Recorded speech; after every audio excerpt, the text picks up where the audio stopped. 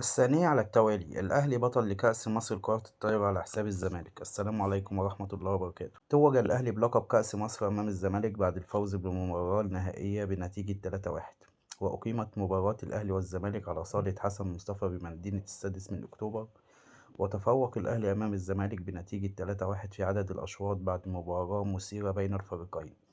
وتقدم الأهلي بنتيجة 2-0 قبل أن يعود الزمالك ويحسم نتيجة الشوط الثالث ليلجأ الفريقان لشوط رابع ويحسمها الفريق الأحمر. وتوج الأهلي بلقب كأس مصر الموسم الثاني على التوالي على حساب الزمالك. وحصل الأهلي على اللقب رقم 23 في كأس مصر ليكون أكثر الفرق تتويجا باللقب بينما يمتلك الزمالك 8 ألقاب. وكان الأهلي قد تأهل للمباراة النهائية بعد الفوز على الاتحاد السكندري في مباراة نصف النهائي بالأمس الجمعة، بينما تأهل الزمالك إلى المباراة النهائية بعد الفوز على بتروجيت في نصف النهائي.